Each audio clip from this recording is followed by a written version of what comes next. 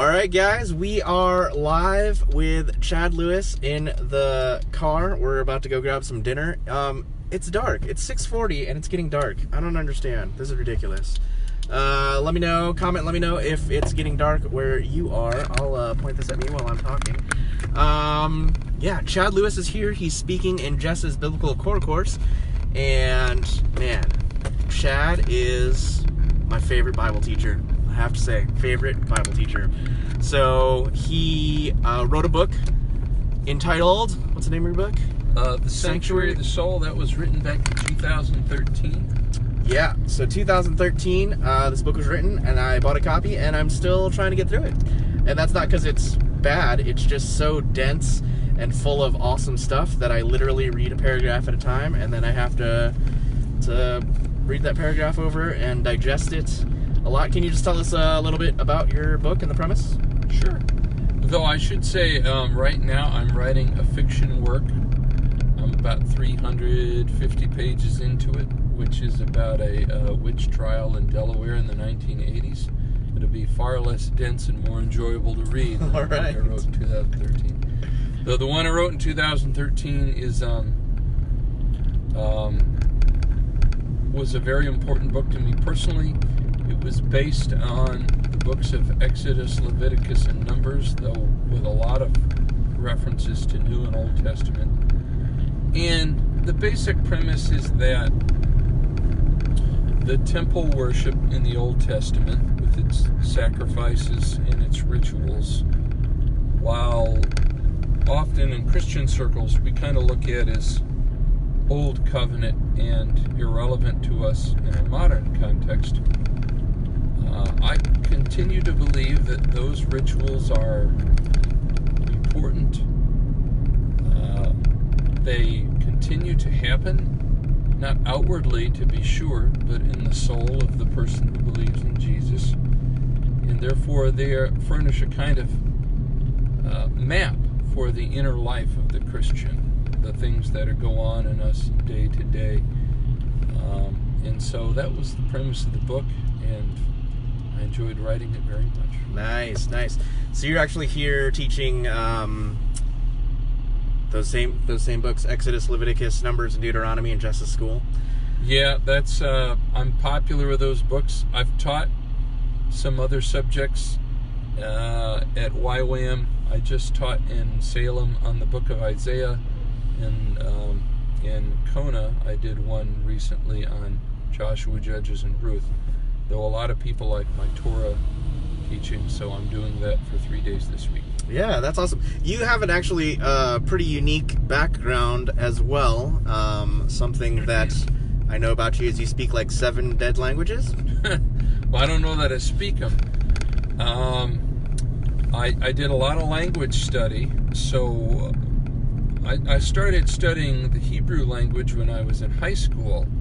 And then in my college years, I moved on to Greek and Aramaic to cover the biblical languages.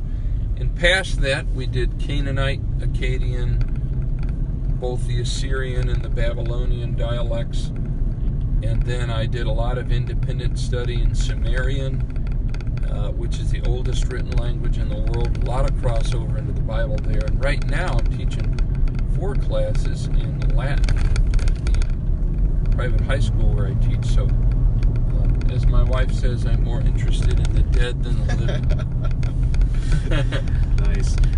Yeah, and you have a unique perspective, I would say, as well. You are a pastor, and we'll talk about that here in a minute, but you attended and did your master's degree at a Jewish school, is that correct? Yeah, I did. And I'm impressed with how much you seem to know about me. But yeah, I did my undergraduate work was in Detroit. I got a degree in philosophy and then one in English literature with an emphasis on Jewish and African American literature. And then in my master's degree, the department was called Ancient Near Eastern and Judaic Studies. That was a Jewish university in Massachusetts called Brandeis, and that's where I did my graduate work. I acquired a lot of my language, my knowledge of languages And I enjoyed it very much. I thought about going to a Christian seminary, but I had been raised in Christian circles my whole life, and I really wanted to read the Old Testament as much as I could from a Jewish perspective. So going to a Jewish university was a good choice for me. Yeah. Sorry about the funny camera angle here. We're just in the car and doing this kind of on the fly. But yeah, tell me a little bit about the Jewish understanding of the Old Testament. As Gentile Christians, what are we missing as we read the Old Testament? That's probably a really big question. But... Well, I'll say a few points. That is a big question. I think the Jewish community is more sensitive to the nuances of the Hebrew language. That was a big point for me. More sensitive to the Hebrew language than Christian interpretations frequently are. They're not, for the most part, Christians, though one of my professors, Mark Brettler, is sensitive to the deeply Jewish nature of early Christianity. In fact, he just published within the last few years a New Testament for Jews, which a lot of his students have been interested in. In Jewish circles, you're not supposed to read the New Testament. Mark Brettler believes that Jews should read the New Testament, whether they become Christian or stay Jewish, just because it's such an important part of the history of Judaism and Christianity. So, sensitivity to the Hebrew language, and I guess a second thing I would say is learning to read the Old Testament as if you did not have a New Testament handy. The way the original readers would have read it. That's important to me, and I got a lot out of that. Can you give us an example of taking the Hebrew language, since most of us are probably reading it in English? Is there a certain passage that really jumps out to you that we're missing out because we're not reading it in Hebrew? Let's see. Maybe a popular one that comes to mind is Isaiah's famous prophecy. The virgin will be with child and will give birth to a son. They will call him Emmanuel. The Hebrew word there, Almah, does not necessarily mean virgin. It could mean young woman. And in the book of Isaiah, it most certainly does refer to a young woman. Isaiah is giving a prophecy to Ahaz that by the time a certain young woman gives birth to a child, and they name him Emmanuel, the threat of Assyria will be over. So that prophecy has a meaning in its original 8th century context. Within the New Testament, that prophecy is reread as virgin and referred to Jesus of Nazareth, which is an entirely legitimate interpretation. It's just not the only possible interpretation. And so one thing that can do is it can help us to see that Old Testament prophecy that is quoted in the New Testament, especially in the book of Matthew, for example, has a meaning in its original context, but that meaning is broadened, reapplied in the New Testament. And so that's one very easy example of how reading the Old Testament in the original can give us a broader perspective of what prophecy may have meant for the original readers, as opposed to what it means to the New Testament writers who are trying to talk about Jesus. Yeah, that's interesting. I actually had a question that I got asked recently, and it's totally along that lines as well. The whole concept of near and far prophecy, like that passage in Isaiah, there's kind of two fulfillments of that. Someone was talking to me about the book of Revelation. Could it be possible that there is a near fulfillment of Revelation with 70 AD, but also a far interpretation, the futurist view as well? Could it be that they're both the preterist and the futurist, as in a near and far fulfillment? Is that a possibility? Yeah, so one advantage then of that perspective is that then reapplies to the New Testament. The earliest Christians were Jews.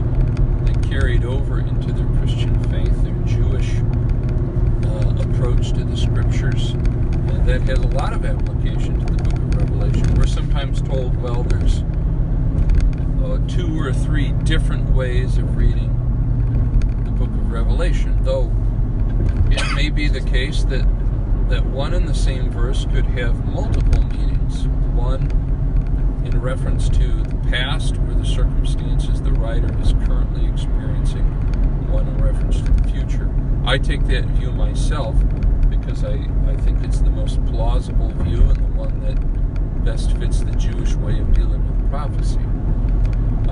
So, for example,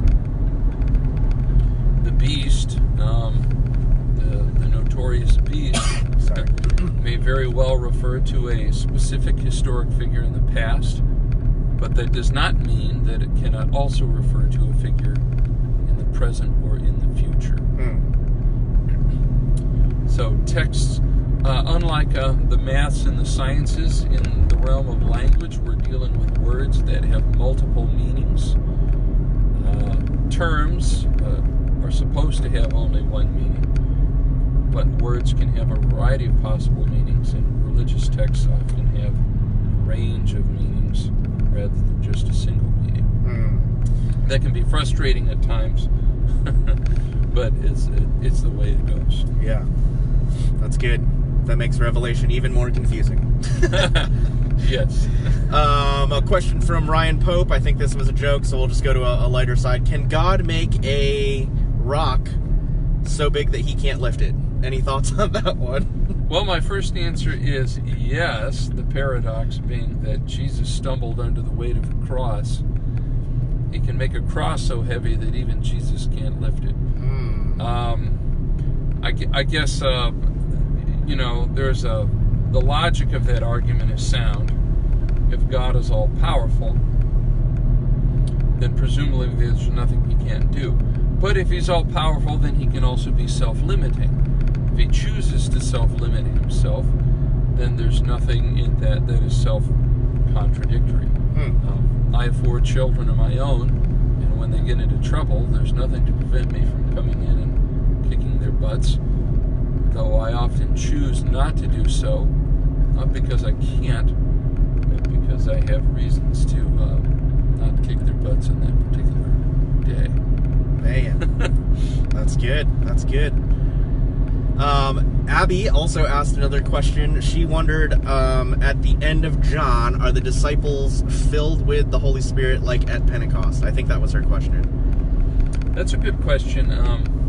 We may talk about some of them in the upcoming week, though there are 2 accounts of Pentecost, one in the Gospel of John and one in the Synoptics,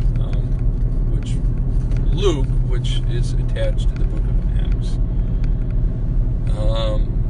The Holy Spirit officially comes, according to the Gospel of Luke, at Pentecost, when the disciples speak in other languages,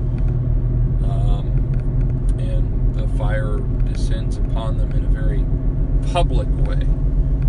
The giving of the Holy Spirit in the Gospel of John appears to be a more private affair,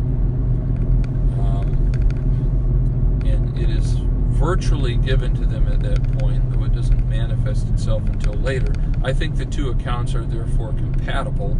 The Gospel of John refers to something that happens in private. Clearly, though, the book of Acts describes something that happens in a very public way. So I think the distinction between private and public might be a helpful way of getting those 2 texts to work together. All right. Tell us a little bit about what's been happening, I guess, personally or professionally. Recently, you've had a big change going on. Oh, yeah. On a personal level, I come from a line of pastors. So my father was a pastor. He started a certain church in Troy, Michigan in 1981 and became senior pastor there. And he was senior pastor for between 35 and 40 years. Very, very long time. After my father retired, I became an assistant pastor to John Enright, who pastored that church for now about 3 years. was kind of a member of the old guard, to use an expression. And while most of the congregation was very positive toward my teaching and my preaching, and I also play the piano not infrequently, there were a few members who were not happy with me there. And so multiple attempts were made to once my father was retired, to get rid of me. So just this last year, in about the last 4 months, I was removed from the parsonage where I lived since 1981, so since I was about 3-4 years old, and also from my position as a pastor. So that was a decision that created a lot of upheaval in the church, and I don't agree with that decision, and I don't know that it'll go well for the church in the long run. But church life is church life, and these things happen. Yeah, who would ever thought that there would be drama in a church like that? Well, it began from the earliest days of the church. That's right. In the meantime, my wife and I, we have moved to a home. We're now homeowners, so I've gone from my way of putting it. I'm no longer a Levite who doesn't own land, but I'm one of the 12 tribes of Israel, so I'm a landowner. So we've moved into a home with our 4 children, and although we did not originally intend to do this, we did start a church in Bloomfield Hills, Michigan. We were renting out a chapel connected with the school that I've taught at for the last 12 years. And we've got a congregation between 50 and 60 people. And so I've spent much of the summer writing sermons, Sunday school lessons, church bylaws, getting the church incorporated with the state, opening a bank account, buying hymnals, and everything else that goes with it. It's been a very, very busy summer. Any tips for church planters, since you're pretty fresh doing it? Well, my church planting was a little bit easier in the sense that I already had a large number of people who were prepared to fill the pews once I started one. And church planting, I guess, is different in different parts of the country. Some church planters in the South and Southwest of America have had a great deal of success. Others who have come to our part in the Midwest have found the Midwest religiously resistant. So I think it's different in different parts of the world, different parts of the country. The important thing is to be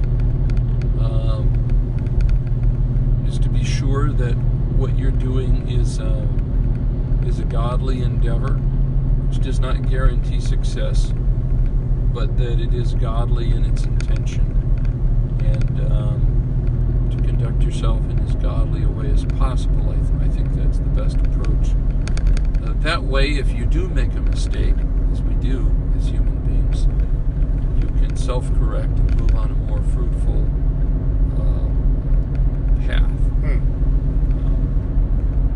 We often have leadings from the Lord, but those are leadings, and we always need to be ready to consider the fact that we may have been wrong. So that's important. It's good. It's good.